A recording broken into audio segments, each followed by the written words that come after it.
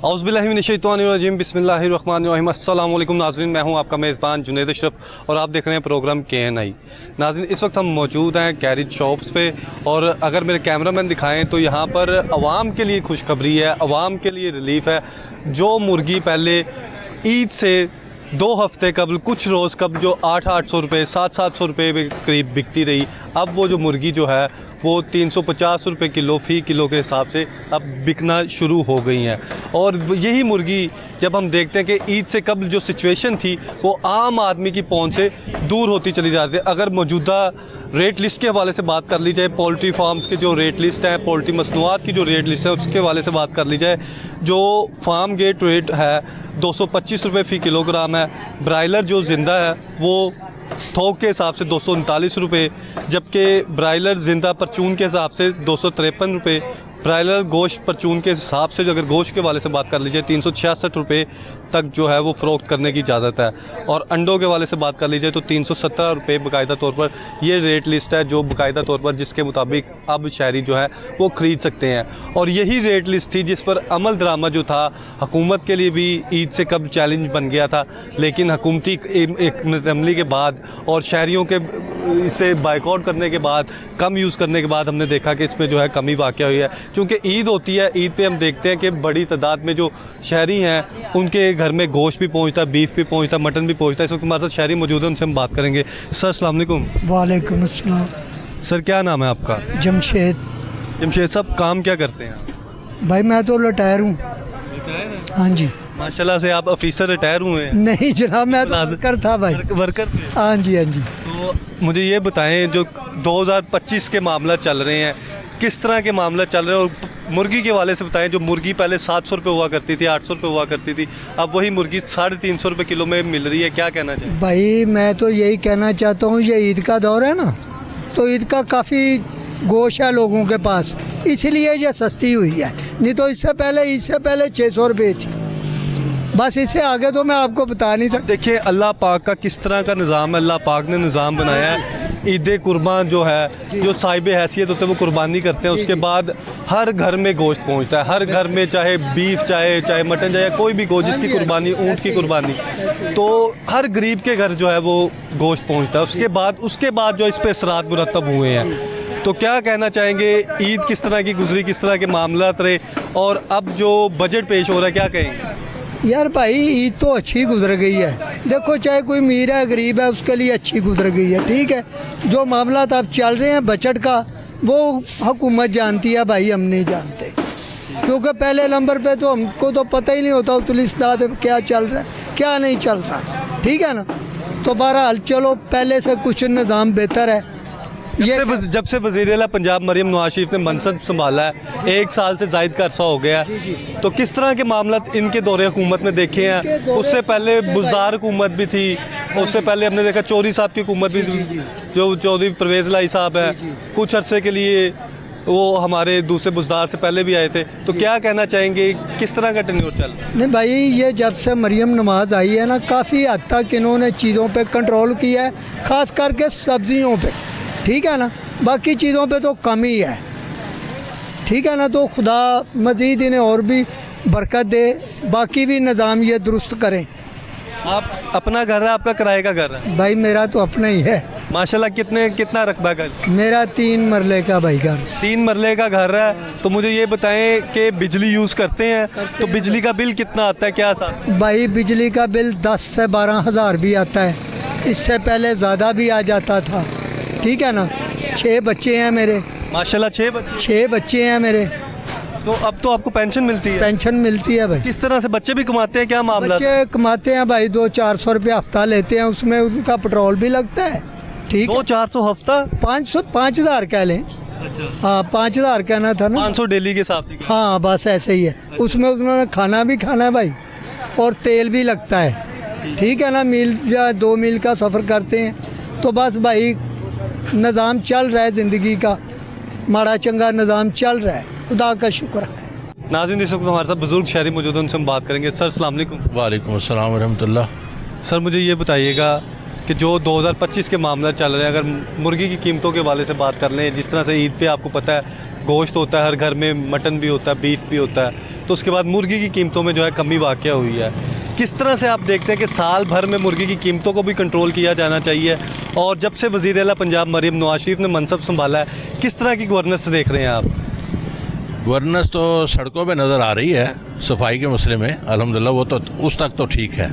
जहाँ तक आम आदमी का, गरीब आदमी का, दिहाड़ीदार का तल्लक है, वो तो बेचारा वैसे ही मर रहा है, बल्कि और ज़्यादा मर रहा है। आप गलियों महलों में चले जाएँ, किसी गरीब आदमी को पूछ लें, उनकी ज़िंदगी और है, और जो ये होटलों में खाने वालों की ज़िंदगी और है। और ये कम से कम 20-25% ऐसे लोग हैं जो अय्याशी की ज़िंदगी गुजार रहे हैं। बाकी 70% लोग तो बेचारे मरने वाला हिसाब है। पैदा ही क्यों हुए इस दुनिया में, पाकिस्तान में पैदा ही क्यों हुए, ये पोजीशन बन गई है। दूसरी बात यह है कि जहाँ तक मुर्गी का तल्लक है, ये मोनोपोली है। ये इस मोनोपोली पीछे कौन है, ये सारी दुनिया जानती है। जब तक वज़ीर और ऑफिसर इसमें मुलव्वस नहीं होते, किसी की ज़रूरत नहीं है कि ऊपर नीचे कर जाए। और दूसरी बात यह है कि अंडे हिचरी में इधर उधर इनके जो होते हैं, वो इतने, एक चूज़ा जो है वो 35-40 का मिलेगा वहाँ से, तो आगे जो उसका खाना दाना महंगा करते करते 400, 500, 900 तक ले जाते हैं। ये मोनोपोली है। बहरहाल ये एक हुकूमत का काम है वो जो नहीं कर सकी। जहाँ तक आटे का तल्लक है, अब देखें किसान भी रो रहे हैं, हाँ जी, जो सारा दिन धूप में मरता है, सड़ता है, खाद्य महंगी लेता है, लेकिन उस बेचारे को पूछने वाला कोई नहीं। आखिर में ये होगा कि इनकी अपनी कमीशनें बनने के लिए ये बाहर से इंपोर्ट करेंगे, परमिट इशू करेंगे और अरबों रुपये कमाएंगे, अपने किसान को नहीं देंगे। ये कंडीशन तो है। और दूसरी बात यह है, दूध है, घरी घरी महल्ले महल्ले मिल रहा है, मोस्टली वो ज़्यादातर ऐसे केमिकल वाला दूध है, हाँ जी, मोस्टली क्या, लेकिन कोई पूछने वाला नहीं, कोई पकड़ने वाला नहीं है। अब किस किस बात को बंदा रोए? यही हाल सारी कौम का ही हाल है, हालात बड़े ख़राब हैं। अभी आपने जिक्र किया था सफाई के वाले से बेहतर है, सड़कों की सफाई के वाले से कह रहे हैं, गलियों की, या फिर जो तजावज़त का खात्मा किया उस वाले से कह रहे हैं? मोहतरमा मरियम नवाज शरीफ साहबा ने एक आर्डर किया था, ये तो आर्डर कर दिया कि हर जगह सीवरेज डाल दें, गलियाँ बनाएं। अब मेरी नज़र से जो गुजरे हैं, जो मेरे मोहल्ले में है, हाँ जी, इस इलाके में मैं ये लारस कॉलोनी में, ये रामगढ़, मुगलपुरा, सौबाड़ी, जिधर जिधर मैं घूमता फिरता हूँ, कोई भी पाइप उन्होंने स्पेसिफिकेशन मुताबिक नहीं डाला। कोई एसडीओ, कोई ओवरसीयर साइड पे नहीं आता। मैंने बार बार उससे मज़दूरों से पूछा, भैया तुम ये क्या कर रहे हो, ये मसाला किसने लगाना है इस पर? हाँ जी, ये ऊपर ऊपर लगा दिया, टीप कर दी, अंदर कुछ भी नहीं है। वो पानी लोगों के घरों में जाता है, जब जाता है। अब पाइप लगाने की एक स्पेसिफिकेशन है कि नीचे उसके रेत डालते हैं, उसके मिट्टी डालते हैं, उसके लेवल करते हैं। उन्होंने जैसा खोदा उस तरह पाइप डाला, ऊपर से कोई हैवी चीज़ गुजरेगी, वो थोड़ा नीचे प्रेस होगा, वो फिर टूट जाएगा। ये कैसी गवर्नमेंट है? ये कौन कराएगा? इसको कौन पूछेगा? ये ऐसे भाई ऐसा नहीं होगा, ये सारी कौम ही बिगड़ी हुई है। इसके लिए इनकलाब की ज़रूरत है। आम आदमी को किस किस चीज़ का अशद ज़रूरी है रिलीफ, उसे रिलीफ लाजमी मिलना चाहिए। गरीब आदमी को ये नहीं कि वो उसके होटल काम करते। अब देखें, मैंने 2-4 ऐड मेरे सामने गुजरी हैं, ये टिकर जो चल रहे थे टीवी पे, ये जी बाहर से इंपोर्ट वाले जो बिस्किट हैं, बटर है, माइनेज है, या इस तरह की मुख्तलिफ चीज़ें हैं, ये गरीब आदमी का काम, उसकी ज़रूरत नहीं है। उसकी ड्यूटी कम कर दी है और लोकल की जनाब बढ़ा दी है।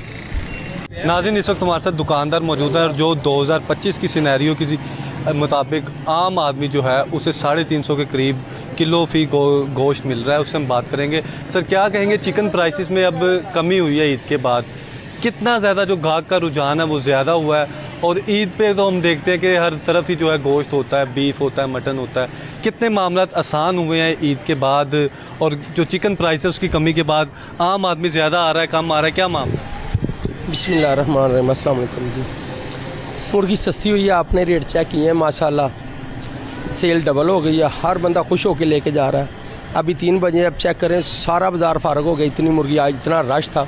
मतलब है कि मुर्गी सस्ती है तो ज़्यादा बिकेगी, और सस्ती भी इसलिए हो रही है कि अगर माल तैयार होगा तो रेट खुद खुद नीचे आ जाएगा। मुर्गी अपना रेट खुद बनाती है, जब पीछे माल फार्मों में ख़त्म हो जाएगा तो ये खुद ब खुद 700 पे इसीलिए चली जाती है।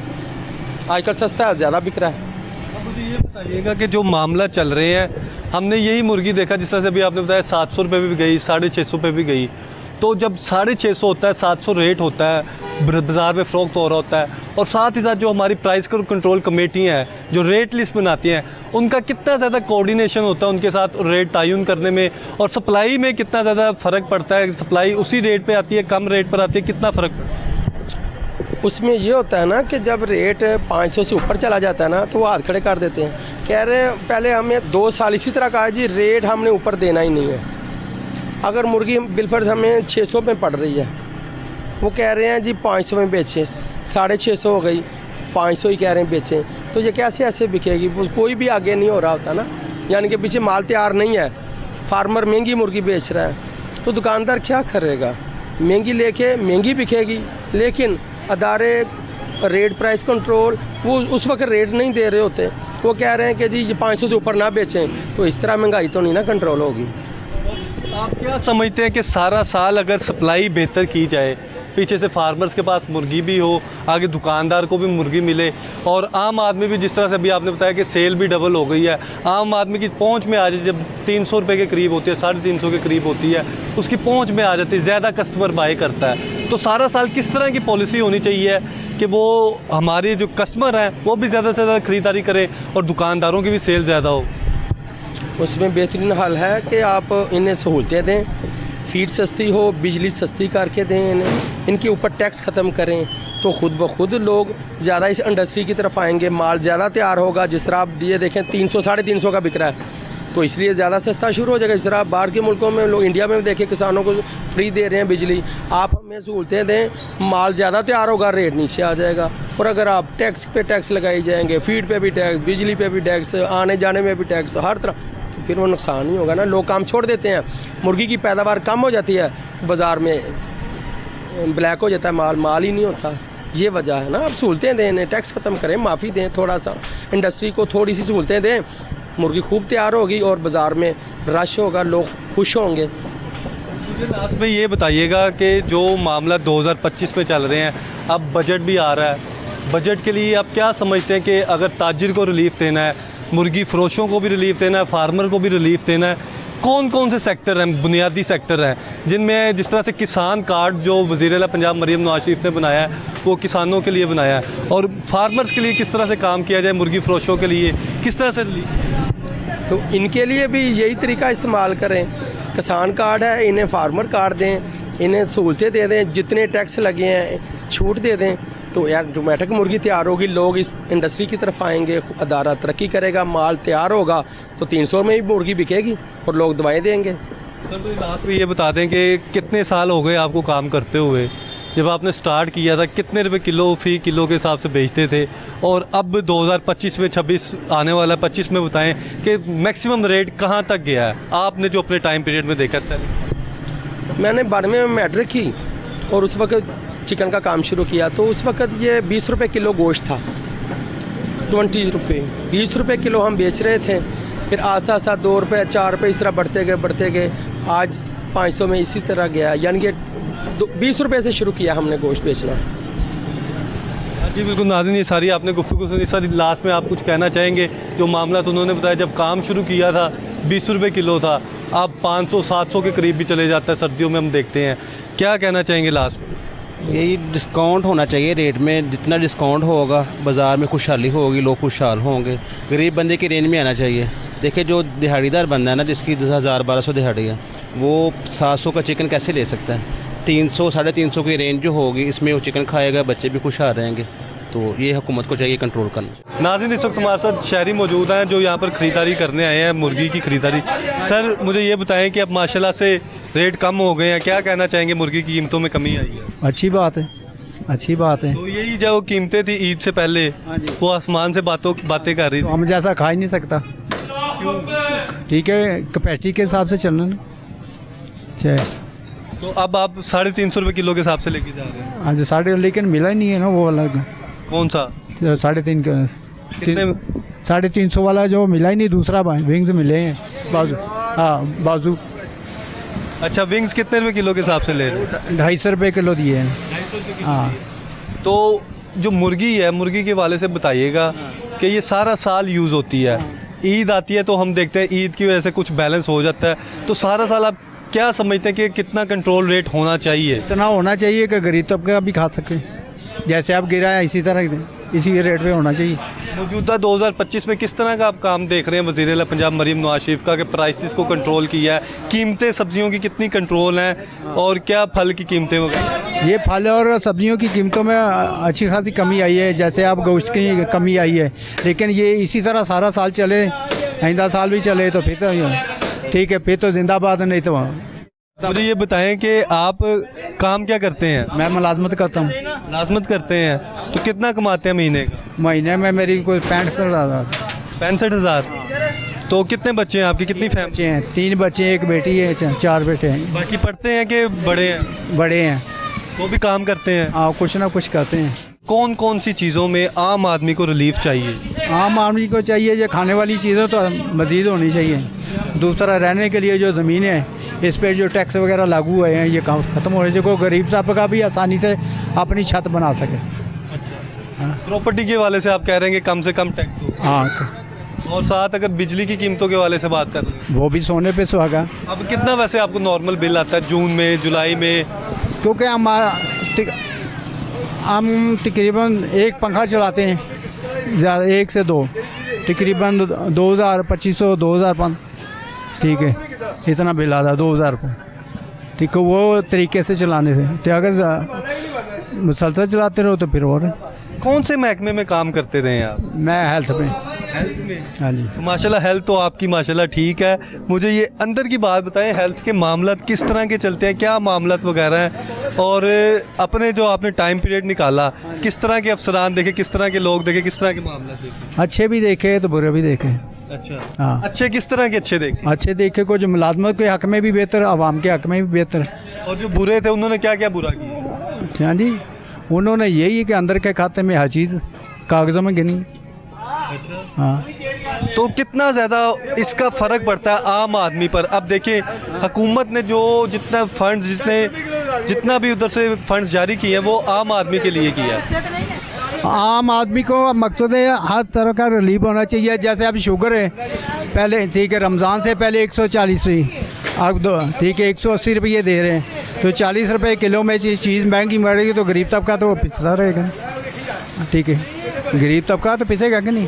तो नाज़रीन, ये सारी आपने सूरत देखी। हमारे साथ शहरी मौजूद थे जो ख़रीदारी करने यहाँ पर आए थे।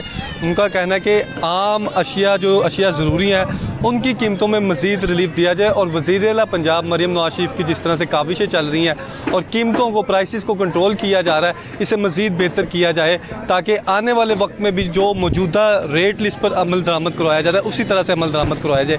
नाज़रीन, इसी से लेते हैं एक छोटा सा ब्रेक के बाद फिर हाजिर होते हैं।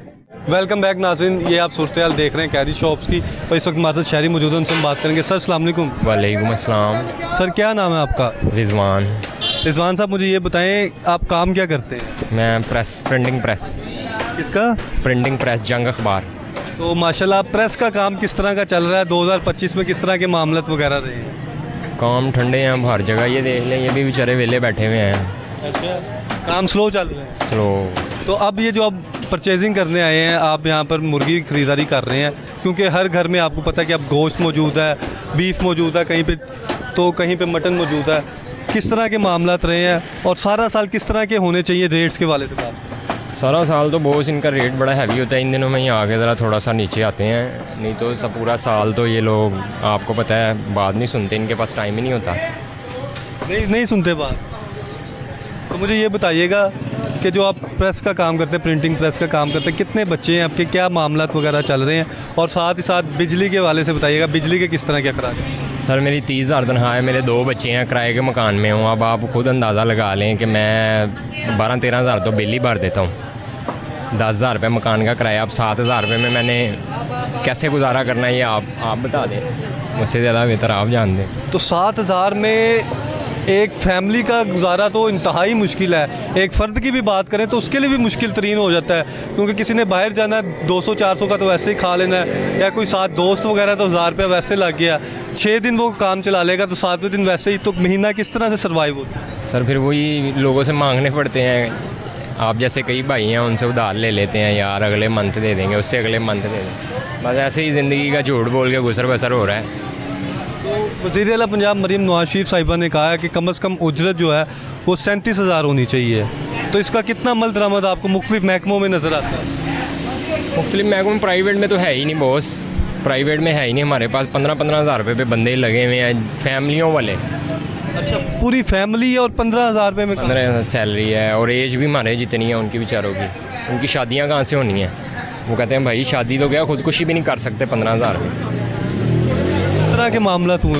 हाँ जी, हाँ जी, जाहिर बात है फिर वो भी लोगों से ऐसे ही आप जैसे भाई कंप्रोमाइज़ कर लेते हैं, आप जैसे अच्छे लोग कोई मिल जाए तो फिर जैसे गरीब बंदे की गाड़ी रेड रही है, अल्लाह के भरोसे पे रेड रही है। मरीम नवाज ने बेचारी ने क्या करना है, वो तो खुद। अब मरीम नवाज साहिबा कहती हैं कि मैं आम आदमी को रिलीफ देना चाहती हूँ।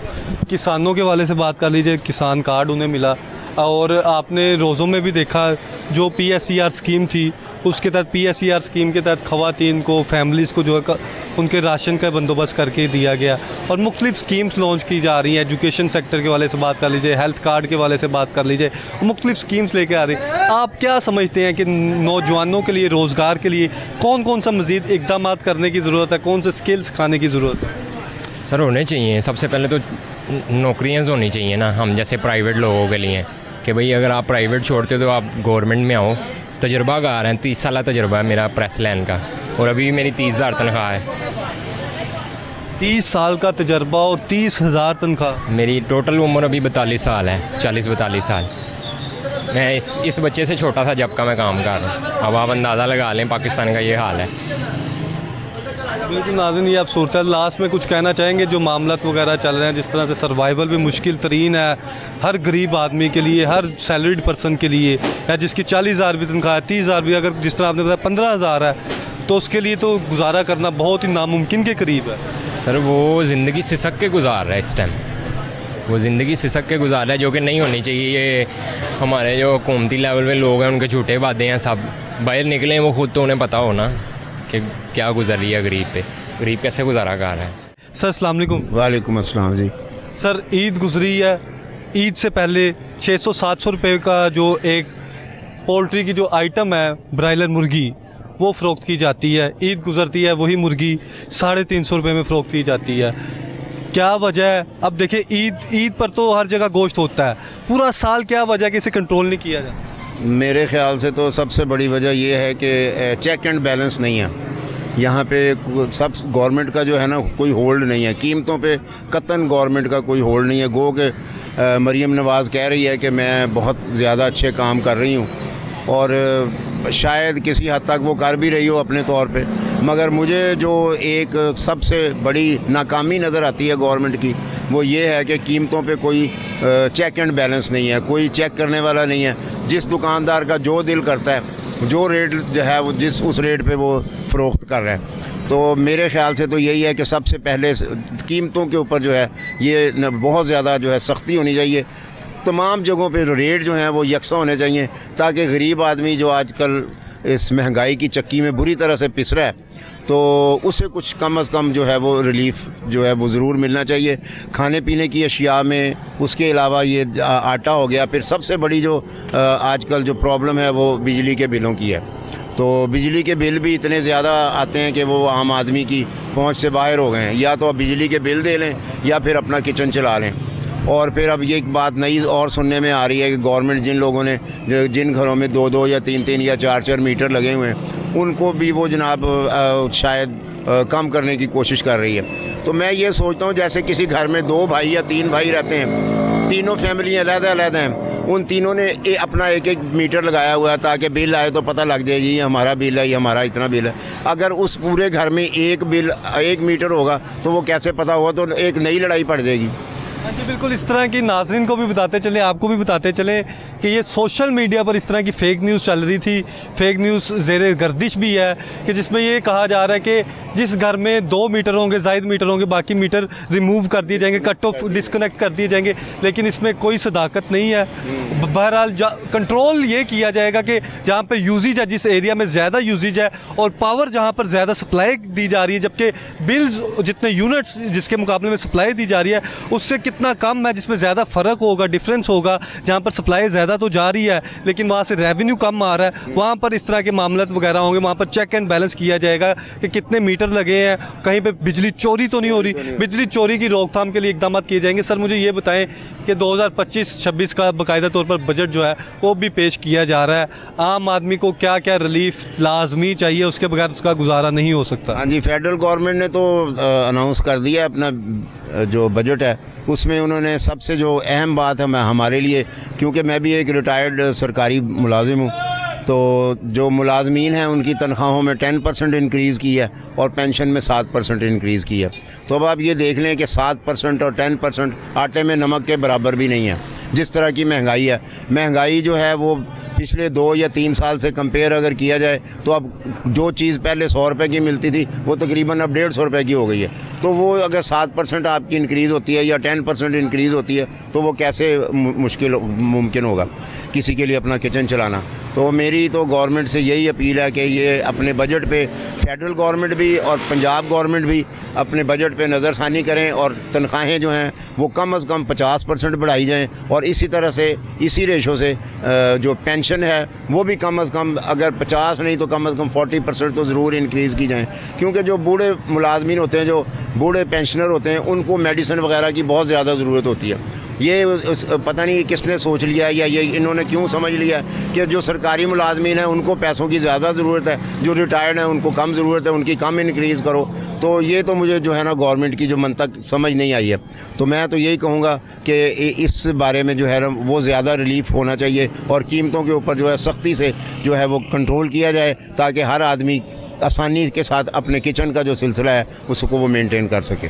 सर मुझे ये बताइएगा, टोटल फैमिली कितनी है आपकी, कितने बच्चे हैं आपके, कितनी पेंशन, पहले जब हाजिर सर्विस थे कितनी तनख्वाह थी, अब क्या मामला, किस तरह से सारा निज़ाम चल रहा है? बस निज़ाम तो खैर अल्लाह ताला ने बड़ा अच्छा पर्दा रखा हुआ है, बड़ा अल्लाह का करम है।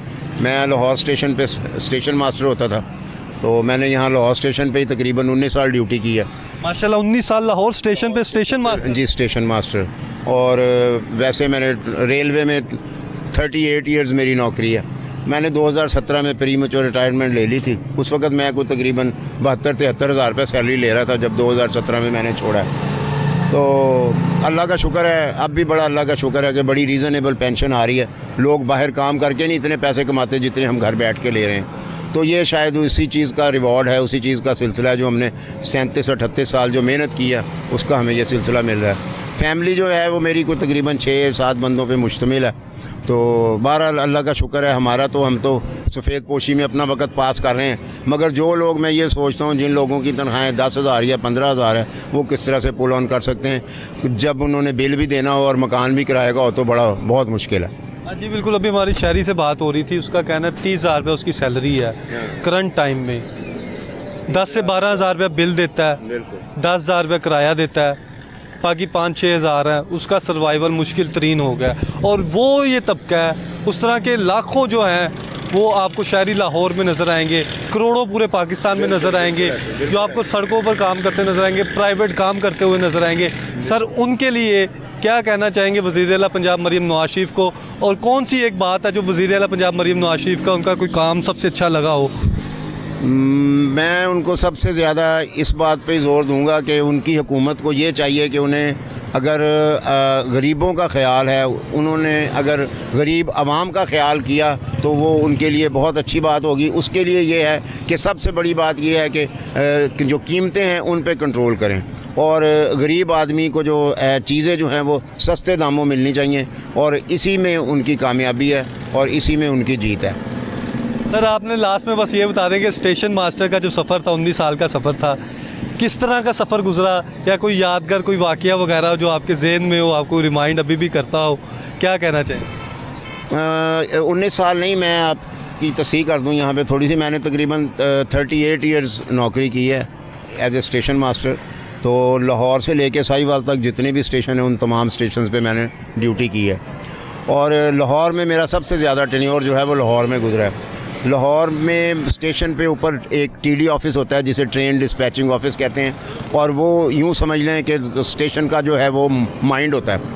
तो वहीं पे बैठ के हम सारा ऑपरेशन करते हैं, ट्रेनें रिसीव करते हैं, ट्रेनें चलाते हैं। जो ट्रेनें बाहर से आती हैं उनके इंजन काट के शेड की तरफ जाते हैं, जो रेक्स हैं उनके वो वॉशिंग लाइन की तरफ जाते हैं, वो फिर दोबारा धुल के आते हैं अगली ट्रेन के जाने के लिए।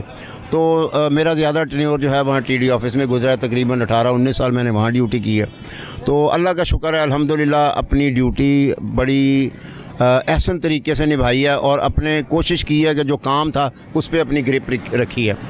और शायद ये उसी का रिवार्ड था, उसी का ही एक समझ लें कि ये अल्लाह ताला ने सिला दिया है कि आज भी जब अगर मैं कभी स्टेशन पे जाता हूँ तो हर बंदा खड़ा होकर सलाम करके मिलता है। नहीं तो मैंने ये देखा है कि रिटायर्ड मुलाजमीन अगर स्टेशन पे कहीं कोई रिटायर्ड बंदा जाता है तो दूसरे बंदे देख के उसे मुँह फेर लेते हैं।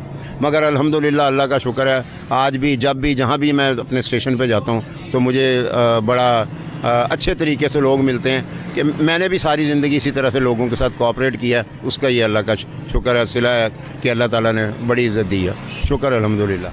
नाज़रीन, इस वक्त हमारे साथ शहरी मौजूद हैं, उनसे हम बात करेंगे। सर अस्सलाम वालेकुम। वालेकुम।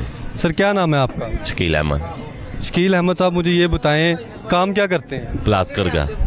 प्लास्टिक का काम करते हैं, मतलब मैन्युफैक्चरिंग है क्या, किस तरह का? कबाड़ का कबाड़ वगैरह, स्क्रैप वगैरह का? जी जी। तो किस तरह के मामले वगैरह चल रहे हैं और स्क्रैप का बेसिकली कारोबार होता क्या है?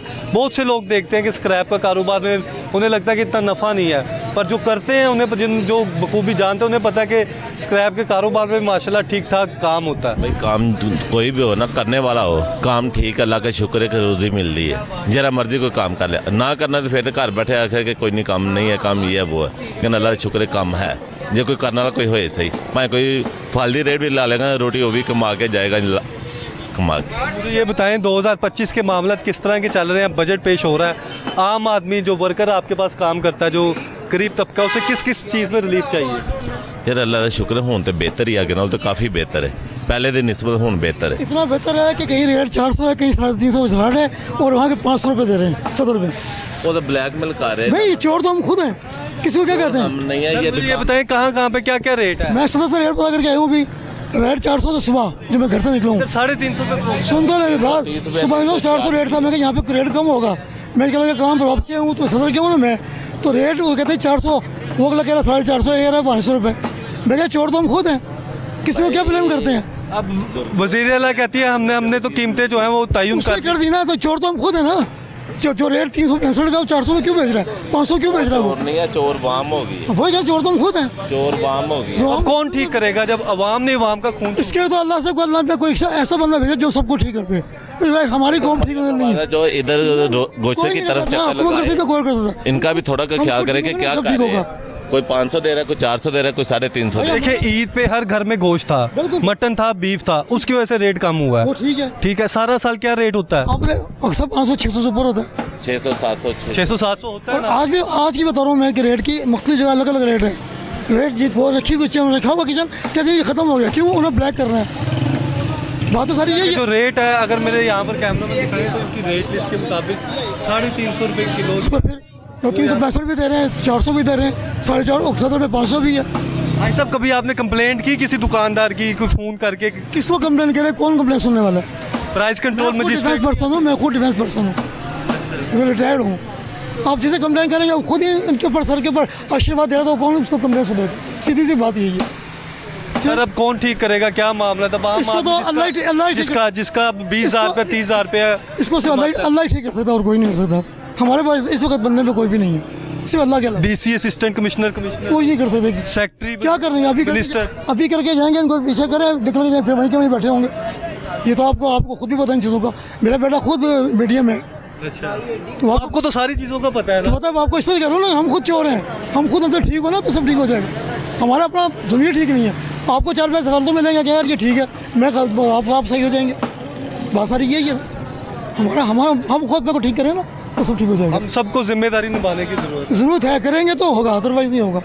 ये वही ब्रायलर है, ये वही चिकन है जो 650 रुपये 700 रुपये के करीब जो है आपको ईद से कब नज़र आया? और मौजूदा टाइम पीरियड में बहुत सी दुकानों पर 350 रेट है, जबकि शहरियों के मुताबिक बहुत सी लाहौर में ही इस तरह की दुकानें मौजूद हैं जहाँ पर अभी भी 450 से 500 रुपये फ़रोख्त किया जा रहा है। और ये लम्हा फ़िक्रिया है हमारे प्राइस कंट्रोल मजिस्ट्रेट्स की कारकर्दगी के लिए, ये लम्हा फ़िक्रिया है हमारे तमाम असिस्टेंट कमिश्नर्स की कारकर्दगी के लिए, और ये लम्हा फ़िक्रिया है हमारे तमाम जो हमारी ज़िला इंतज़ामिया है उनके लिए कि उन्होंने किस तरह का अमल दरामद करवाया है और किस तरह के मामला किए कि एक ही चीज़ 350, 400 और 450 रुपये में फ़रोख्त की जा रही है। और शहरियों का यही कहना है कि 2025 से 26 में अगर आम आदमी को रिलीफ चाहिए तो वो बिजली की कीमतों में रिलीफ चाहिए, उसमें रिलीफ फराम किया जाए और महंगाई जो है उसको कंट्रोल किया जाए, और खाने पीने की जितनी अशिया मौजूद हैं, खाने पीने की ज़रूरी अशिया जो जिससे एक घर की दाल रोटी बनती है,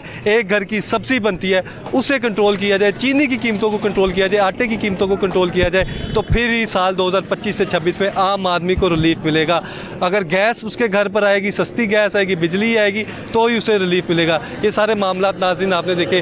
नाज़रीन आप भी कोशिश करें अपने इर्द गिर्द वालों का ज़्यादा से ज़्यादा ख्याल करें। जो शख्स अपने इर्द गिर्द वालों का ख्याल करता है, अपने इर्द गिर्द वालों के लिए आसानियाँ पैदा करता है, अल्लाह पाक उसके लिए आसानियाँ पैदा करता है। इसी से अपने मेज़बान जुनैद अशरफ को इजाज़त दीजिए। अगर सांसों ने वफा की तो फिर मुलाकात होगी, तब तक के लिए अल्लाह निगहबान।